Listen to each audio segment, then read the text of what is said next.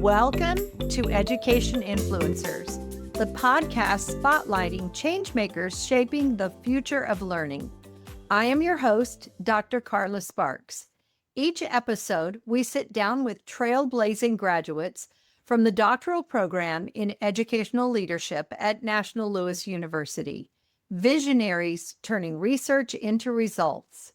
Today, my special guest is Dr. Lorilynn Bowie, who serves at National Louis University as an outreach and enrollment specialist, as well as an adjunct professor for the National College of Education's Educational Leadership and Master of Arts in Teaching programs. She teaches graduate courses in navigating school and special education law. Her degrees include a Bachelor of Arts degree in health education and physical education, a master's degree in exceptional student education, and an ed specialist degree in educational leadership, along with a Doctor of Education degree in educational leadership. The title of her dissertation is The Relationship Among Children Born with a Congenital Heart Defect, Effects of General Anesthesia, and Special Academic Needs. Today, Dr. Bowie wears many hats, including consultant, advocate, and surrogate for children and the families of children who have special academic needs, along with her work with graduate students at National Louis University. I extend a warm welcome to my friend, colleague, and former student, Dr. Lorilynn Bowie. Welcome, Dr. Bowie. It's so wonderful to see you today and to have you as my special guest on Education Influencers. Thank you so much. I'm really excited to see you here today and to have this opportunity to have a great conversation about all the things you are doing as a change maker. And so let's start right there. I want to ask you a little bit about what you've been doing since you completed your doctorate in 2020 at National Louis University. So what doors have opened for you to make a difference in the larger education community? Oh, man, that's a great question. I have been very blessed to be connected with people that have been struggling to help find their way to navigate the education system. And once that doctor was in front of my name, it gave me, I guess, for lack of a better term, some significant street cred. I have always been there for the students and the teachers and the parents, but it put it to a different level where I was contacted by the Second Judicial District to cover 18 counties with, just for an example, Partnership for Parents, which is an adoption agency. And I get to help all of those families at no charge because they reached out and said, would you be willing? We see who you are. We've looked at your dissertation and our parents need you.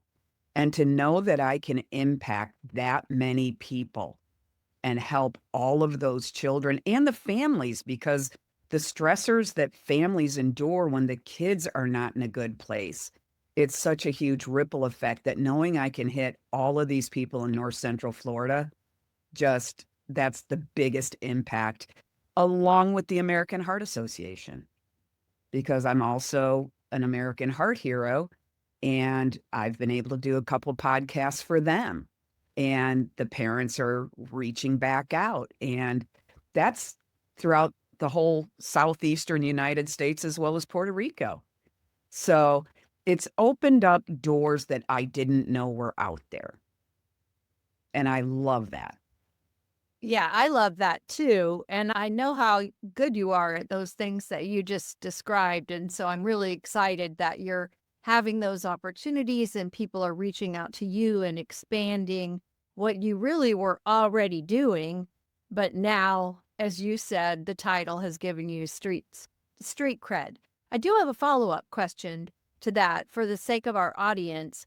What is an American Heart Hero? Okay, American Heart Hero is a subsection of the American Heart Association. It was founded here in Florida, as a matter of fact. And what an American Heart Hero indicates is that it's for families of children born with congenital heart defects. And what we do is we meet, I've been a part of it since its inception. So it's 24 years now, almost 25 years. And yeah, so I've been involved with it for a very long time. And what it does is it gives us the opportunity to work with the families. We do a couple of family weekends a month, and we have many different people that come in to assist with parents understanding how to navigate the medical world, how to navigate insurance. We work with the kids. I actually get a whole block of time where I get to be with the kids and talk to the kids about what it's like to be a child with a congenital heart defect. What challenges do you have? What frustrates you? And then I get to talk to the parents because that's what bothers the kids and tell them. And really working with the families of children born with congenital heart defects to navigate the world. It's not just medical, it's education as well. So it's connecting the medical world and the education world and providing support. Absolutely. That's just absolutely amazing. And thank you for doing that work. It's really Absolutely. important. Thank you. So you kind of touched on this, but I want to give you an opportunity to expand. How and where do you influence education? Because I know that's not the only thing you have going on. Well, I was able to work with the county that I live in, which is Alachua County. I was able to work really closely with the Education Foundation, and we started the Alachua County Teacher Leadership Council. And we are not a large county. We're considered a medium. So we have about 28 to 32,000 kids. And what we do is we work to find people that are potential leaders and to work with them in understanding what that means. What does it mean to be a leader in your education community? We have roundtables where we all get together. We're having another one in February. I've already been asked to go and speak there. And we bring in the Teacher of the Year for the state of Florida each year. And we get an opportunity. We typically have about 30 to 40 people, but it's really an opportunity to outreach to everybody within this district, but also found out that we're kind of a trailblazer in that. And other counties are contacting us. And how did we do that? Because we have our mission statement, we have our vision statement, and other counties reach back out to us because they want to do that, because they're finding that is a more authentic way to find leaders for your district, because you get the opportunity to build those relationships. And once those relationships are built, it just spreads like wildfire. So that's been one of my favorite things that I've been able to do and continue to stay active with, even though I'm retired from public ed. I'm still contacted from the Education Foundation to go in and help and talk, and being able to go to schools when I go into campuses and having that opportunities to basically spread the love and let them know that we're all in this together, let's work through it, has been so impactful. That's really wonderful. I love hearing about all those positive impacts. So, what do you think has been the most impactful change you have made in the realm of education during the last 4 years? Whew, that's a very hard question. Honestly, I think it's been the ability to build relationships at a different level. As much a practitioner as being considered valuable, because once they put doctor in front of your name, once you've earned that designation, it puts you in a different league. People listen differently. And I believe the most impactful thing I've been able to do is it's opened the doors for me to meet with superintendents. They truly, I, in my heart, believe that they look at that a lot of superintendents are looking for that 1% to be worthy of their time. Wow. And it's opened the doors for me to be able to go to districts, and I can make a phone call or I could send an email, and they listen, they respond, they engage. I just met with a superintendent last Friday, and he reached out to me And we scheduled the whole thing, and I got carte blanche to go all over their district. They've already invited me to some events, and he's helping me spread the word up here in North Central Florida with fellow superintendents. So things like that. I mean, when you can impart that kind of change, because when you look at what I'm doing for a living now with National Louis as a senior outreach and enrollment specialist and an adjunct professor, what that allows me to do is so impactful because I'm able to meet and find more people to become leaders. And it's so much fun when you find those people or they find you, whoever, whichever direction it's going, and they get that excitement. Like, I'm getting my master's, or I'm getting my specialist, or I'm getting my doctorate. And I'm like, oh man, this is so great. You're going to love it. And that spreads as well, because as we know, word of mouth is your best advertising. So being able to do what I do with National Louis as a outreach and enrollment combined with the adjunct role has been extremely impactful throughout not only Florida, students all over the country come to NLU. So that's my cup filler, is seeing people get excited. So tell me, just a follow-up question, why did you want to take on what I call an Encore career, right? After you've done a whole career in education at National Louis University. Why at National Louis? Great question. I never had the desire to do my doctorate. And in my previous district, I was there for just under 30 years. National Louis had come through and they were getting a cohort together. And I was like, yep, not interested. And before I knew it, I was sitting with Pete Kramer at my office, filling out my application and going, what am I doing? And I ended up doing my degree with National Louis. And before I got done with that degree, they implemented the doctoral program. And when I really look at National Louis, I was a struggling learner my whole life. National Louis is by far it should be the gold standard of what education should be. I truly, with all of my heart, embrace National Louis because of our pedagogical, makeup, knowing the history of our university. We're in our 140th year and we're going strong, but it's really about people. And to do an Encore career with National Louis is a gift. And I believe to my core in National Louis and how we prepare our educators, that I know that when we're finished teaching them, they're going to be outstanding leaders. And I can say that with everybody that comes across us. So I believe in National Louis. I can speak specifically to what the experience is to being a student as well as being an adjunct. So I believe in National Louis to my core. That's why. If it had been any other university, I'd probably still be a public school employee. But National Louis got my heart. That's a remarkable statement. And I will say, I spent the weekend reaching out to graduates of our various programs because of some reporting that we're doing and some accreditation work. And we need to look at where students are working after they graduate and what do their employers say about them and that sort of thing. And it caused me to have a lot of interaction with our graduates over this past weekend. Oh. And so I was looking at where are they currently working and what are they doing there? And there were so many of them from districts where I know you have worked and where you have talked to people. You have basically recruited people to, no matter what job you were wearing in that moment, I know that's what you've been doing.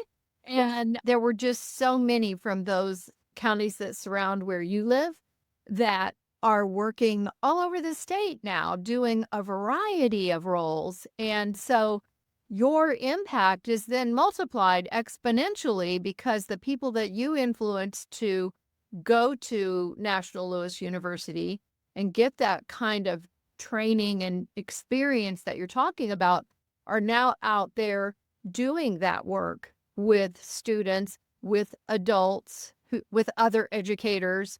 And that's a really remarkable thing to think about, that kind of impact. So I don't know, Lorilynn, from my perspective, that might be your biggest impact. However, I'm not sure because I know you're doing consultant work also, and you're also serving as an advocate. Yes. So can you tell us a little bit?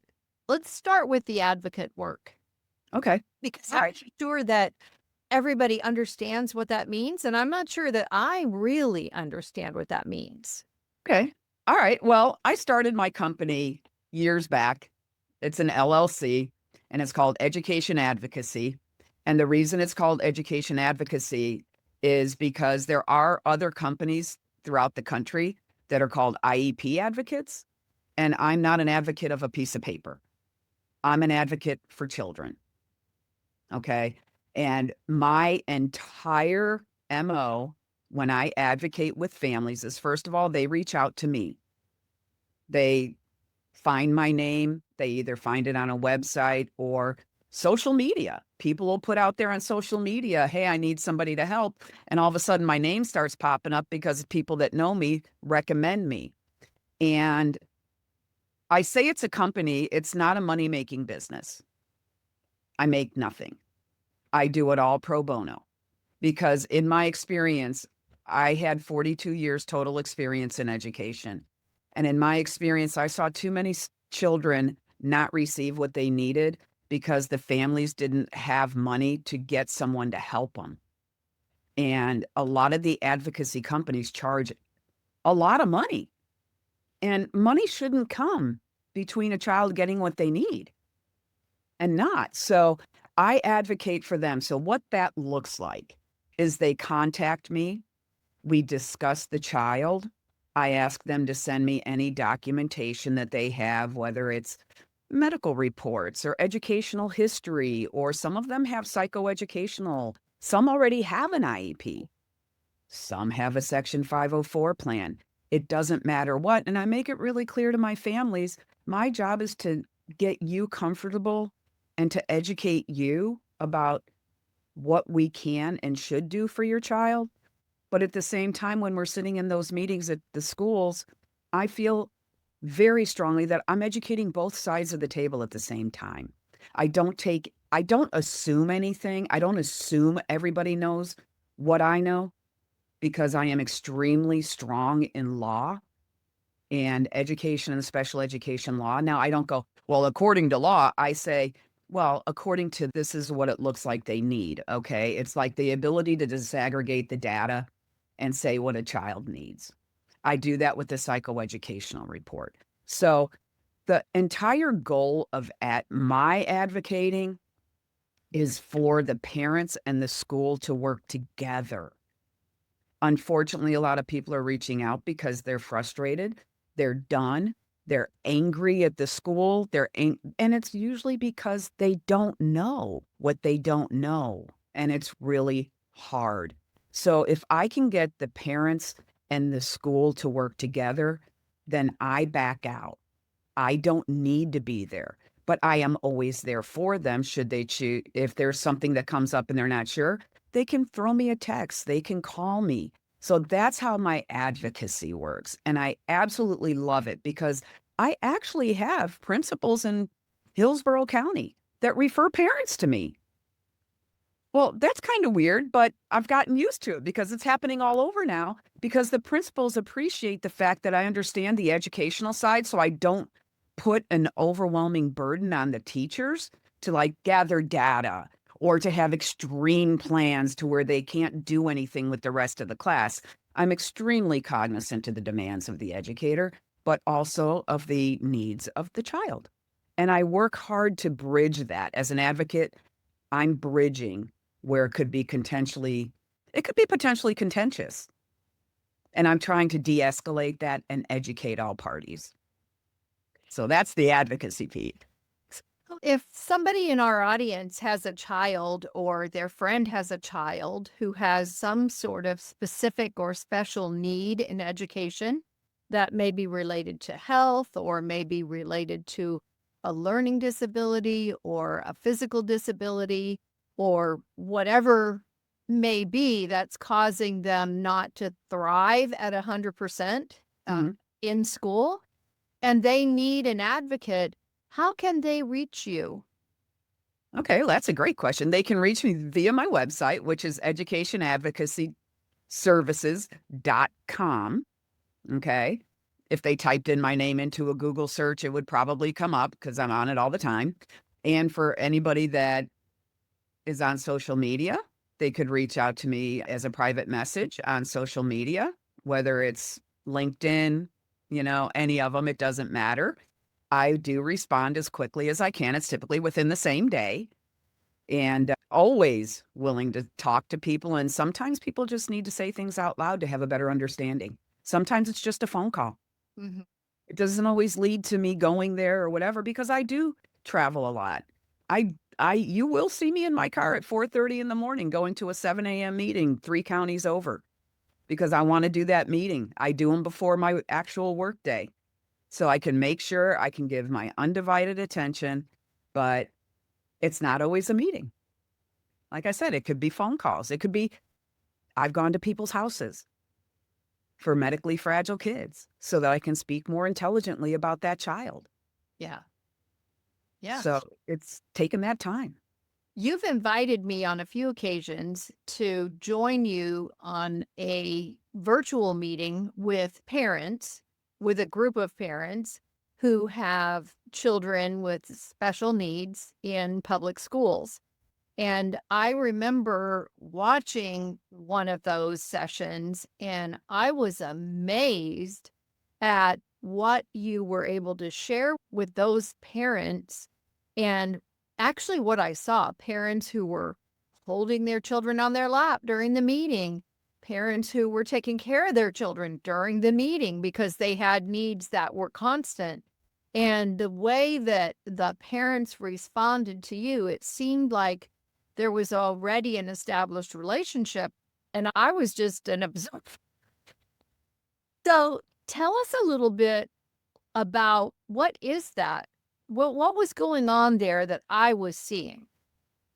You were seeing parents that were validated, that somebody listened to them and understood their struggle and could actually relate to it because they feel like they're an island. They are the only person going through it. And I try to convey that to all of my families. Trust me, you are not the only one. I have been doing this my whole career. And what you are saying is 100% valid. And a lot of times with those parents, based on whatever their child is facing medically and cognitively, I can relate to that. And I can ask them specific questions related to that that will relate to their child. So they immediately feel that bond and that connection, that I've listened to them and that they trust me. That's what I hear on the street. Will trust you. They, whatever Dr. Bowie says is what I'm going to do. That's a heavy load. That's a heavy load. It's a heavy load, but it's also a good feeling, isn't it? It To have is. that, It that is. have that impact. So, Absolutely. what are any of your other contributions that we haven't talked about? You briefly mentioned outreach and enrollment. I think you're doing some mentoring. Yes, I'm doing some. All right. Well, I am doing some mentoring, which I absolutely love. I stay in touch with all of my students. These are my people. Everybody, whether I've recruited them or not, they're my people. Once they come, once I've had the opportunity to teach them or I've recruited them, they're mine. Or I've met them through a mutual friend. There's a lot of people that I've never taught and been involved with professionally, but we've connected. And I absolutely love that. But one of the other things I'm doing that is on top of the mentoring, and I consider this just kind of like a little bit of an offshoot, is I went ahead and did the state of Florida surrogacy training. So I'm an educational surrogate for the state of Florida, which means I am contacted by sometimes a superintendent. Most often I'm contacted by the director of exceptional student education or student services. And when families lose custody of their children and they become part of either the foster system or whatever the case may be. They may be living with a family member, but that family member doesn't have educational decision-making rights. I am contacted and asked, will you act as an educational surrogate for this child?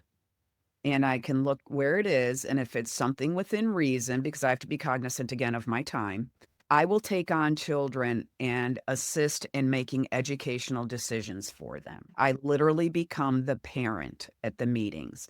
Even when they're in foster care, I sit next to the foster parents who don't have a say in the child's education. I'm the one that makes that decision. So I have to first build a relationship with the foster families because they have to trust me. They have to know that I have that child's best interest at heart. I know that they do. If we're sitting at the table and I'm sitting next to the foster parents, they're there. They care. Okay. So I act as a surrogate. I assist in the educational decision making. But again, that half a step further is I make it a point to go meet the child. I observe the child in their educational setting. We sit and we talk. We have casual conversations about what are we, hey, what do you want to do? And just getting to know that child because I'm not going to sit there and make educational decisions if I don't know something about the child. I've got to have that personal connection. And I think that's just me. I'm a people person. Mhm. So being a surrogate has been so rewarding. So rewarding as being an advocate, as rewarding as being a teacher and a public ed teacher, being an outreach for NLU, being an adjunct for NLU. It's all about people. It is all about people. And you're like the perfect example of someone in education who really understands that relationships matter more than anything else. There are study after study, all kinds of data to support that statement I just made. But you live that. You live that. And you build relationships with people in all the different aspects of the work that you do and have done. And it is having a positive impact. And that has to be really rewarding. It is extremely rewarding. It is. And, it can be equally as frustrating at times Yes. because you start to see patterns and you start to see things that you're like, this is way bigger than this one kid. So again, keeping the relationships, and if I could just take a little bit of a sidestep here, one of the things that I think is extremely important is I have very good working relationships within the school districts because you've got to work with the leadership. You don't want to be viewed as combative. You don't want to be viewed as a thorn in their side. You want to be welcomed when you're assisting. And that's a whole nother level of relationship building.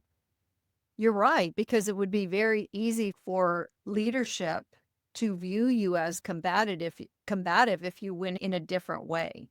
Correct. Because it's not really, you're bridging the gap so that it's not the family against the school and the school against the family. You're making it so that the family and the school are working together for the benefit of the child. Yep. And you said a word that I think is key in this whole thing, and that word is trust.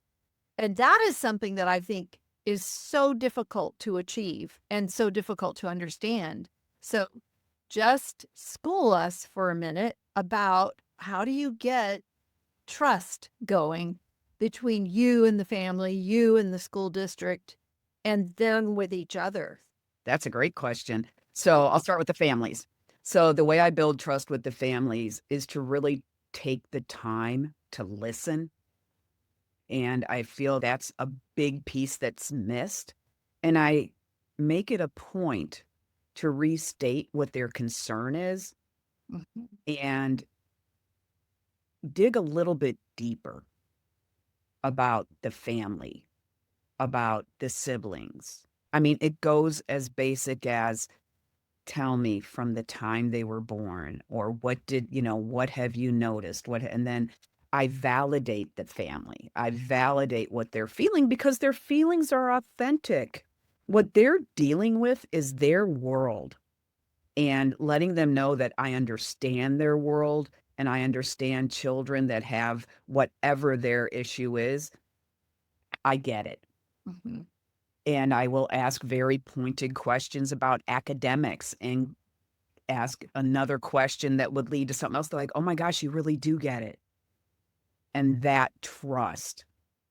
So that's how I do it with the families. And when it's appropriate, I meet with the families.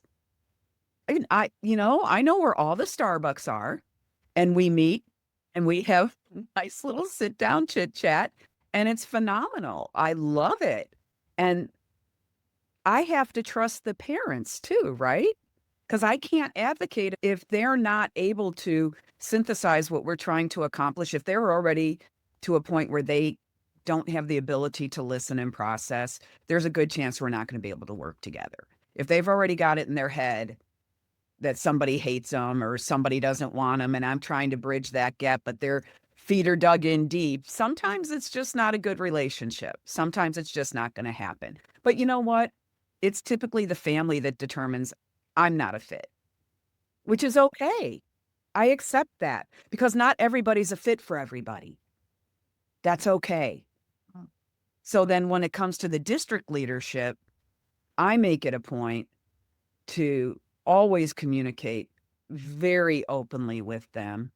I think one of the pieces that they appreciate is my knowledge of the education system and my empathy for teachers and for the people that are doing the daily grind. I validate the district leadership on how difficult that is, how difficult it is to be a leader, how difficult it is to be in public education today, and that I'm there to work together with them. And once they sit at a meeting with me, they realize it's not a combative situation. And they literally, I have watched them go, okay. And I see their shoulders go down. They're like, okay, we can actually take care of the child. Because typically people will come in, especially district leadership, they show up to meetings because there's the potential for an adversarial climate, right? So they bring in district leadership. They go, oh my God, they have an advocate. Somebody's got to be here. And I'm like, that kind of advocate. But then I'm like, good, bring them in, because you know what? I have districts where their leadership contacts me to come in and help with families. When I have district leadership, when I'm technically the other side of the table, Mhm. but they want me there for both sides, oh, that's the ultimate compliment. That is the holy grail. Well, and it works out well for everyone. Then the Yeah. child gets what is needed and, what the district is able to offer, and there's understanding, and the parents are understanding of how the system works and, how they fit in, and Right. win-win, right? Yes, absolutely. And there's nothing that's what the terms we always use. There's no slam dunks. There's no, like if I go into a meeting and they say, okay, what disability do you want us to test for? Of course, my immediate response is we don't test for a disability. If we're concerned about a child's ability to learn, we need to look at the whole child and see if there's a potential for them to receive assistance through a program. But we're not testing for a disability. And each time I've said that, people go, oh, okay. And it's a systemic issue that is not specific to any district by a long shot. It's just making sure that people know. And part of, having that doctor in front of my name implies I know what I'm doing. That's kind of like a little predictor, right? So there are times that I have to do that, but I also make sure that when district staff, whether it's the teacher, the ESE specialist, district leadership, and the parent, I break everything down and I work very diligently to make sure we're not speaking in acronyms Mm-hmm. and that we slow things, stop going so fast, Mm-hmm. give people the opportunity to process, because honestly, the district staff is processing as well. So give everybody the opportunity. Yeah. Well, that's a great tip to know, is to just slow down. I mean, I think we could all learn a lesson from that. I'm going to parent teacher conferences this afternoon. I'm going to be a grandparent in this role, and slow down. I think that's an important thing I'm going to keep in mind as I Absolutely. have those conferences. Yep. So, my final question for you today is what suggestions do you have for educators who want to be change makers and influencers? Believe in yourself. Understand that you are the expert. Mm. You are. You're living this every single day. As educators, we are very selfless people typically. That's the overwhelming mantra, is that we are. However, we are also a profession that does not speak of ourselves in a very positive way.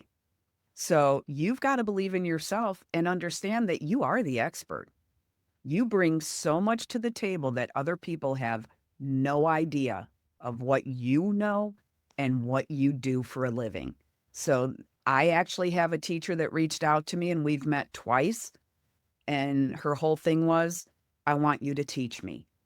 Now, she's a 30-year veteran teacher, and she is outstanding. She is phenomenal as a teacher, but we meet. I actually gave her two of my books I use as textbooks. I gave her one the first time. She brought it back. I gave her the second one. And the ability to mentor her, because she's wanting to do this when she's done teaching. She wants an Encore career as an advocate. So I had to get her to believe in herself because she kept going, well, I'm not like you. I'm not like you. I don't know what you know. I said, yeah, you do. And I just started pulling little pieces out and she just started feeling more and more confident. So it's really that confidence piece in yourself that you do bring like volumes to the table that other people would have no idea. So that's and start small. Start small. I started by going with friends to their kids' meetings and being another set of ears. And I would introduce myself as a family friend, and I'm just another set of eyes and ears so that I can help the parent with the information and understand it better. So my first thing is offer to go with family, offer to go with friends. Like you said, you're going to parent teacher conference this afternoon. Absolutely. And get going that way. And you'll be surprised how much more you know than a lot of the other people sitting at the table. That's great advice. I especially like the part about being confident and recognizing your expertise. Yeah. If you want people to follow you, they have to have confidence in you, and you have to have confidence in yourself in order for them to have confidence in you. Absolutely. Absolutely. Yes.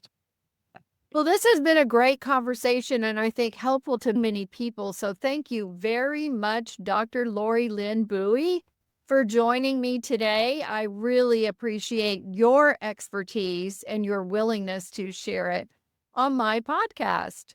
Well, thank you.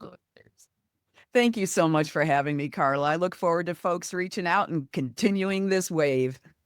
Awesome. Awesome. Thanks again. Thank you.